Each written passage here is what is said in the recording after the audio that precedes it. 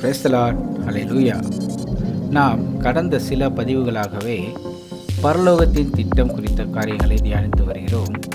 அந்த வகையிலே இன்று நாம் தியானிக்க இருக்கின்ற வேத பகுதியானது பரலோகத்தின் திட்டத்தை குறித்துதான். மார்க்கு சுவிசேஷம் 1வது அதிகாரம் 21வது வசனத்திலிருந்து 28வது வசனம் வரை இப்படியாக நாம் பார்க்கிறோம். பின்பு கப்பர்நகூமுக்கு போனார்கள். உடனே அவர் ஓய்வு நாளில் ஜெப ஆலயத்திலே பிரவேசித்து போதகம் பண்ணினார். அவர் வேத பாரகரைப் போல போதியாமல் அதிகாரமுடையவராய் அவர்களுக்கு போதித்தபடியினால் அவருடைய போதகத்தை குறித்து ஜனங்கள் ஆச்சரியப்பட்டார்கள். அவர்களுடைய ஜெப ஆலயத்திலே அசுத்த ஆவியுள்ள ஒரு மனுஷன் இருந்தான். அவன், ஐயோ, நசரேனாகிய இயேசுவே, எங்களுக்கும் உமக்கும் என்ன? எங்களை கெடுக்கவா வந்தீர்? உம்மை இன்னார் என்று அறிவேன். நீர் தேவனுடைய பரிசுத்தர் என்று சத்தமிட்டான். அதற்கு இயேசு, நீ பேசாமல் இவனை விட்டு புறப்பட்டு போ என்று அதை அதட்டினார். உடனே அந்த அசுத்த ஆவி அவனை அலைக்கழித்து மிகுந்த சத்தமிட்டு அவனை விட்டு போய்விட்டது. எல்லாரும் ஆச்சரியப்பட்டு, இது என்ன? இந்த புதிய உபதேசம் எப்படிப்பட்டது? இவர் அதிகாரத்தோடு அசுத்த ஆவிகளுக்கும் கட்டளையிடுகிறார், அவைகள் இவருக்கு கீழ்ப்படுகிறதே என்று தங்களுக்குள்ளே ஒருவரோடொருவர் சொல்லிக் கொண்டார்கள். அது முதல் அவருடைய கீர்த்தி கலிலேயா நாடெங்கும் பிரசித்தமாயிற்று.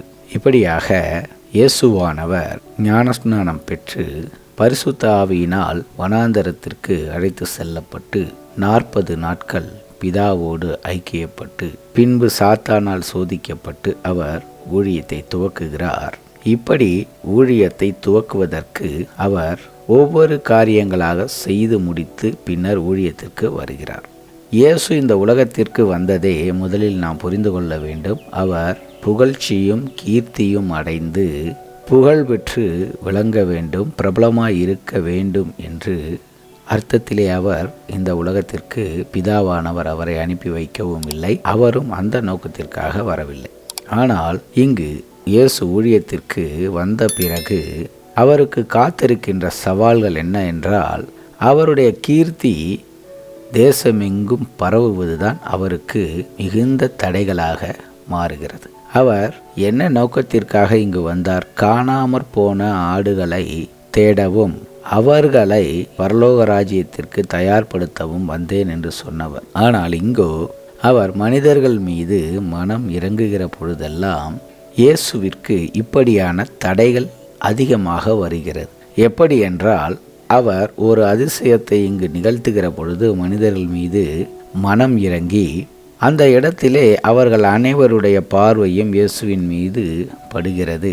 இவர் ஒரு அற்புதத்தை செய்திருக்கிறார், மனிதர்களால் கூடாத செய்ய முடியாத அற்புதத்தை செய்து காட்டியிருக்கிறார் என்று அவர்கள் உலக பிரமாணமாக இயேசுவை பார்க்க ஆரம்பிக்கிறார்கள். அது முதல் இயேசுவை குறித்தும் இயேசுவினுடைய அந்த அற்புதமான காரியங்களை குறித்தும் பேச துவங்கி, இவர் கலிலேயர், இவர் நாசரேத்திலிருந்து வந்தவர், இப்படியாக தச்சனின் மகன், ஆனால் இவருக்கு இப்படியாக ஒரு வல்லமை உள்ளது என்கிற பேச்சு அந்த தேசம் முழுவதும் பரம்புகிறது.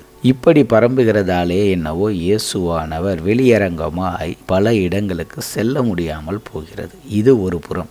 அவர் செய்த நன்மையினாலே இயேசுவிற்கு உண்டாகின்ற தடைகள். மற்றொரு புறம் என்னவென்றால், இந்த பரிசேயர்களும் சதுசேயர்களும் வேதபாரகர்களும் இயேசுவை எப்படியாவது சிக்க வைத்து அவரை ஒழித்துவிட வேண்டும் என்கிற எண்ணத்தோடு அவர் செல்லுகின்ற இடங்களில் எல்லாம் ஆட்களை வைத்தும் அவரோடு பயணித்தும் அவரை பிடிக்க வகை தேடி கொண்டிருக்கிறபடியால் அது ஒரு வகையான தடையாகவும் இயேசுவிற்கு மாறுகிறது. இயேசு மனுஷகுமாரன், அவர் கர்த்தர் என்று நாம் வேதத்திலே படித்திருக்கிறோம். ஆனால் இத்தகைய தேவனுடைய குமாரனுக்கே இத்தனை வகையான பாடுகளும் சோதனைகளும் இந்த உலகத்தில். இதை நாம் மேலோட்டமாக கடந்து செல்லுகிற பொழுது அவருக்கு என்ன? அவர் தேவகுமாரன், அவர் கையில் அயக்கப்பட்ட அற்புதங்கள் உண்டு, அவர் எதை வேண்டுமானாலும் எப்பொழுது வேண்டுமானாலும் நிகழ்த்தி அதை சாதித்து கொள்ள முடியும் என்று நாம் நினைக்கின்றோம். அப்படியல்ல. இங்கு அவர் ஒரு அற்புதத்தை நிகழ்த்துவதற்கு பாடுகள் பட வேண்டியது இருக்கின்றது. எப்படி என்றால், இந்த அற்புதம் நிகழ்த்தப்படாமல் இருந்தால் அந்த மனிதர்களும் ஜனங்களும் வியாதிகளோடும் தீய ஆவிகளோடும் போராடி கொண்டிருக்கிறார்களே என்கிற ஒரு பாடு, ஜனங்களை எப்படியாவது காப்பாற்ற வேண்டும் என்கிற ஒரு அக்கறை, அந்த பாடுகளையும் அவர் தன்மேலே ஏற்றுக்கொண்டு ஜனங்களை விடுதலையாக்குகிற பொழுது அவருடைய அந்த அற்புத செயல்கள் உலகெங்கும் பரவி நாடெங்கும் பரவி அவரை வெளியரங்கமாக எந்த ஒரு காரியமும் அவர் என்ன நோக்கத்திற்கு வந்தாரோ அந்த காரியத்தை செய்ய விடாதபடி ஜனங்கள் கூட்டம் கூட்டமாக அவர் பின்பாக சென்றும் கூட்டம் கூட்டமாக அவருடைய புகழ்ச்சியை பாடியும் வருகிறது. அவருக்கு அது பிடிக்கவில்லை. ஏனென்றால் இவைகளெல்லாம் பரலோகத்திற்கு எதிரான காரியங்கள். தாம் பிரபலமாக இருக்க வேண்டும் என்று அவர் வரவில்லை. காணாமற் போன தம் வீட்டாராகிய இஸ்ரவேலரை மீட்கவும் புறஜாதியருக்கு பிரகாசிக்கிற ஒளியாகவும் தாம் வந்தேன் என்று வேதத்திலே சொல்லப்பட்ட அந்த காரியத்தை நிறைவேற்றவே வந்தார். லூக்கா சுவிசேஷம் 4வது அதிகாரம் 37வது வசனத்திலும் இப்படியாக அவர் அதிகாரத்தோடும் வல்லமையோடும் அசுத்தாவிகளுக்கு கட்டளையிடுகிறார், அவைகள் புறப்பட்டு போகிறதே என்று ஒருவரோடொருவர் பேசிக்கொண்டார்கள். அவருடைய கீர்த்தி சுற்றிலும் இருந்த நாடுகளில் உள்ள இடங்களிலெல்லாம் பிரசித்தமாயிற்று. இப்படியாக இந்த பிசாசுகளை அவர் விரட்டுகிற பொழுது அவைகள் அவரை இன்னார் என்று அறிந்திருக்கிறபடியால் அதிகமாக பேச விடாமல் அவைகளை அதட்டி விரட்டுகிறார். இப்படி இந்த காரியங்கள் நடக்கிற பொழுது அவர் சாதாரணமாக ஜனங்கள் இவரை பற்றி பேச ஆரம்பிக்கிறார்கள். அவருடைய கீர்த்தி பிரபலமாகிறது. பின்பு கூட்டம் கூட்டமாக ஜனங்கள், வியாதியஸ்தர்களும் தீயாவிகள் பிடித்தவர்களும் அவரை நோக்கி வர ஆரம்பிக்கிறார்கள். இயேசு இதற்காக வரவில்லை. இயேசு வந்த நோக்கமோ அனைவருமே பாவத்திலிருந்து விடுதலையாக்கி பரிசுத்தமான நகரத்திற்கு வாழ்விற்கு கொண்டு செல்ல வேண்டும் என்கிற நோக்கம். அது இந்த காரியத்தினால் தடைபடுகிறதாலே அவர் அந்தந்த இடத்தை விட்டு திரளான ஜனங்கள் அவரை தேடி அவரிடத்தில் வருகிற பொழுதெல்லாம் அவர் தனிமையான வனாந்தரமான ஒரு இடத்திற்கு செல்லுகிறார். பின்பு அந்த இடத்தை விட்டு வேறொரு பகுதிக்கு தம்முடைய சீடர்களோடு செல்வதை காண முடிகிறது. இப்படியாக மத்தேயு சுவிசேஷம் 9வது அதிகாரத்திலே இயேசு பல அற்புதங்களை அந்த இடத்திலே நிகழ்த்துகிறார். எப்படி என்றால், ஒரு திமிர்வாதக்காரனை அவரிடத்திலே கொண்டு வருகிறார்கள். அவர் அவனை சுகப்படுத்துகிறார். அதற்கு முன்பாக அவர் லேகியோன் என்னும் சொல்லும்படியான அநேக அசுத்தாவிகள் கொண்ட ஒரு மனிதனை தெக்கப்போலி என்ற நாட்டானாகிய அவனை சுகப்படுத்துகிறார். பின்பு அங்கிருந்து வந்த பிறகு அப்பொழுது தலைவன் ஒருவன் வந்து அவரை பணிந்து, என் மகள் இப்பொழுது மரித்து போனால், ஆகிலும் நீர் வந்து அவள் மேல் உமது கையை வையும் பிழைப்பாள் என்று இப்படியாக அவன் வருந்தி கேட்கிறான். அப்படி அவனுடைய வீட்டிற்கு செல்லுகிற பொழுது 12 வருடமாய் பெரும்பாடுள்ள ஒரு ஸ்திரீ அவருடைய வஸ்திரத்தின் ஓரத்தை ஆகிலும் தொட்டால் சொஸ்தமாவேன் என்கிற ஒரு விசுவாசத்தோடு வந்து தொடுகிறாள். அவளும் சுகமடைகிறாள். பின்பு இந்த மரித்த பெண் உயிர்த்தெழுகிறாள். அந்த வழியிலே அவர் செல்லுகிற பொழுது 2 குருடர்கள் அவர் பின்னே சென்று, தாவீதின் குமாரனே எங்களுக்கு இறங்கும் என்று தொடர்ந்து கூப்பிட்டு கொண்டு செல்லுகிறார்கள். அப்பொழுது அவர்களுக்கும் அவர் மனம் இறங்கி, இதை செய்ய எனக்கு வல்லமை உண்டா என்று கேட்கிறார். அவர்கள் விசுவாசிக்கிறார்கள். அந்த விசுவாசத்தின்படி அவர்களுடைய கண்கள் திறக்கப்படுகிறது. இப்படியாக ஒரு குறுகிய காலகட்டத்திற்குள்ளே பல அதிசயங்களும் அற்புதங்களும் நடந்து ஏறுகிறபடியால் அவருடைய கீர்த்தி சகல தேசத்திலும் பிரபலமாக பேசப்படுகிறது. இது ஒரு புறம். இந்த கீர்த்தி நிமித்தமாகவே இயேசுவால் எந்த ஒரு காரியத்தையும் அவர் வெளியரங்கமாக செய்ய முடியாமல், தாம் வந்த நோக்கத்திற்கான காரியத்தை செய்ய முடியாமல் போவதை உணர்ந்து அவர் ஜனங்களுக்காக ஒரு புறம் பரிதவிக்கிறார். அவர்களுடைய வியாதிகளும் அவருடைய வேதனைகளையும் நீங்குவதற்கு அவர் முயற்சி செய்கிறார். அதே சமயத்திலே அதன் மூலம் வருகின்ற ஏராளமான தடைகள் பரலோகத்திற்கு எதிரானதாக இருக்கிறபடியால் அவைகளையும் அவர் மேற்கொண்டு ஜெயித்து பின்னர் அவர் இந்த பரிசேயர்கள், சதுசேயர்கள், இந்த வேத பாரகர்கள், அது மாத்திரமல்ல அந்த தேசத்திலே அதிபதியாய் ராஜாவாய் இருந்த கார்பங்கு தேசாதிபதியாகிய ஏரோதுக்கும் கூட இந்த இயேசுவின் கீர்த்தி கேள்விப்படுகிறது. அவனும் அவரை காண ஆவலாயிருந்தான்.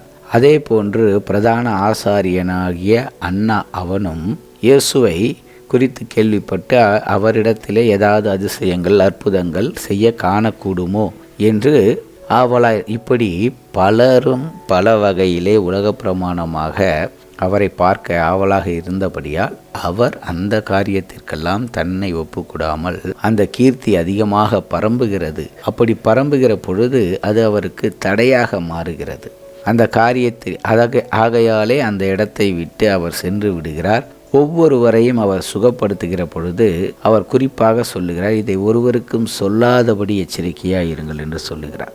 ஆனால் அவர்கள் சென்று அதை பிரபலப்படுத்துகிறார். ஆனால் ஒரு சில இடத்திலே அவர் லேகியோன் என்னும் பெயர் சொல்லும்படியாக அந்த அநேகம் பிசாசுகள் பிடித்த மனிதனை சுகப்படுத்திய பின்பு அவன் இயேசுவோடு வர உத்தரவாக கேட்கிறான். அப்பொழுது அவர் அவனை திருப்பி அனுப்பிவிட்டு, நீ போய் கர்த்தர் உனக்கு செய்ததை பிரசித்தப்படுத்து என்று சொல்லி அனுப்புகிறார். அவனும் அப்படியே செய்கிறான். சில இடங்களிலே சொல்ல வேண்டாம் என்று இயேசு சொல்லுகிற இடங்களிலே தேவையில்லாதபடி அவர்கள் சென்று இயேசுவை குறித்து பேசுகிற பொழுது அது இயேசுவிற்கு தடையாக மாறுகிறது. பரலோகத்தின் திட்டங்கள் நிறைவேறுவதிலே பல தடைகள் ஏற்படுகிறது. ஆகையாலே தான் இயேசு அதை விரும்பவில்லை. இப்படியாக யோவான் சுவிசேஷம் 7வது அதிகாரத்திலே கூட யூதருடைய கூடார பண்டிகை சமீபமாயிருந்தது. அப்பொழுது அவருடைய சகோதரர் அவரை நோக்கி, நீர் செய்கிற கிரியைகளை உம்முடைய சீஷர்களும் பார்க்கும்படி இவ்விடம் விட்டு யூதேயாவுக்கு போம். பிரபலமாயிருக்க விரும்புகிற எவனும் அந்தரங்கத்திலே ஒன்றையும் செய்ய மாட்டான். நீர் இப்படிப்பட்டவைகளை செய்தால் உலகத்திற்கு உம்மை வெளிப்படுத்தும் என்றார்கள். அவருடைய சகோதரரும் அவரை விசுவாசியாதபடியால் இப்படி சொன்னார்கள். இப்படியாக அவருடைய கிரியைகளை கண்டு அவர் பிரபலமாயிருக்க விரும்புகிறார். அவர் கீர்த்தி உலகமென்றும் பரவ வேண்டும் என்று விரும்புகிறார் என்று அவர் மீது தவறான அர்த்தம் கொண்டிருக்கிற அவருடைய சகோதரர்களை நினைத்து அவர் கவலை கொள்ளுகிறார். இருந்தாலும் அவர் வந்த நோக்கம் நிறைவேறுவதிலே அவர் கண்ணும் கருத்துமாக இருந்து, பிதாவே உமக்கு சித்தமானால் இந்த பாத்திரம் என்னை விட்டு அகலட்டும் என்று சொன்னதே இயேசுவானவர், ஆயினும் என்னுடைய விருப்பத்தின்படி அல்ல உமது விருப்பத்தின்படியே என்று தம்மை ஒப்பு கொடுக்கிறார். இப்படி ஒரு மனிதனாக தேவ மைந்தனாக பிறந்த இயேசுவுக்கே ஒரு காரியத்தை இந்த உலகத்திலே நிறைவேற்றி சாதிப்பது என்பது பெரும் சவாலாகவும் தடைகளாகவும் இருக்கின்றது.